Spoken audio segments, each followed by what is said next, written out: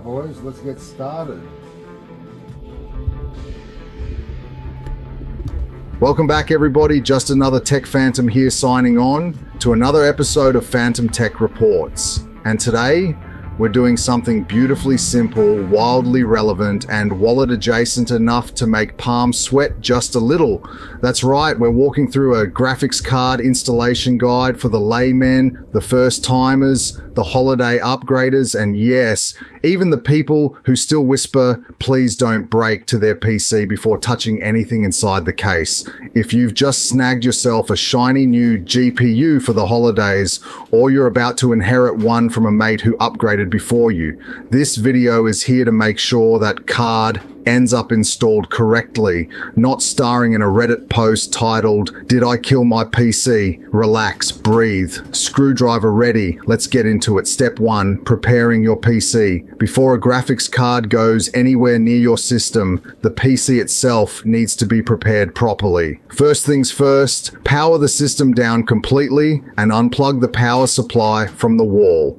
Not standby, not sleep. Properly off. We're upgrading hardware, not tempting fate. Once that's done, remove your side panel and gently tip the case onto its side so you have full visibility of the components inside. This isn't wrestling. There's no need to manhandle it like it owes you money. A calm tilt will do just fine. Now let's talk static electricity. Static is the invisible menace that doesn't care how expensive your hardware is. To avoid turning your upgrade into a science experiment, ground yourself by touching the metal frame of the case, or if you have one, wear an anti-static wristband. This step might feel dramatic, but trust me, silicon remembers everything.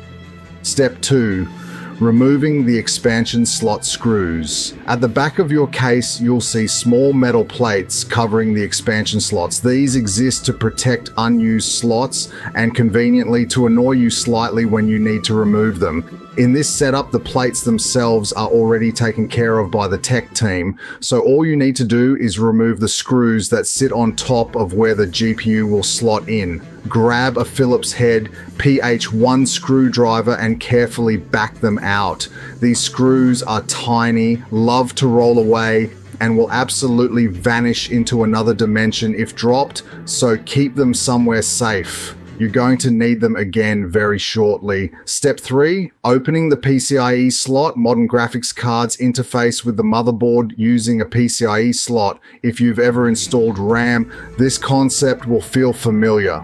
At the end of the PCIe slot is a small retention clip that needs to be opened before the GPU can be installed. Gently press this clip down or outward, depending on your motherboard design. There's no need for Hulk strength here. If it's not moving, double check you're pressing the correct part.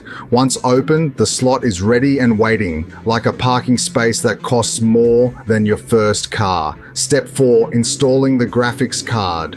Now we reach the moment that makes most first-timers pause, squint, and reconsider all of their life choices. Installing the graphics card. A GPU will only fit one way, so don't force it. The metal bracket with the display outputs faces the back of the case, while the fans typically face downward toward the bottom of the chassis. Line up the main connector on the card with the PCIe slot, paying close attention to the grooves. If those don't match, stop. This is precision work, not a guessing game. The slightly awkward part here is guiding the GPU's I/O bracket into the narrow gap at the back of the case, while also lining up the PCIe connector. Take your time. Once everything is aligned properly, the card should glide into place with very little resistance. Press down firmly and evenly until you hear or feel the PCIe clip click closed. That click is the sound of progress. If you didn't hear it, double check seating before moving on. With the GPU now seated, grab those screws from earlier and secure the card to the case. This stops sag, movement, and the slow descent into sadness over time. Step 5. Attaching your PSU connectors.